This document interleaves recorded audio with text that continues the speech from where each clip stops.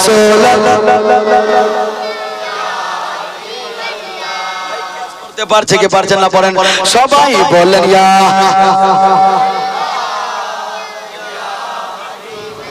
লাল ফুলকে প্রশ্ন করি রংটি কোথায় পেলে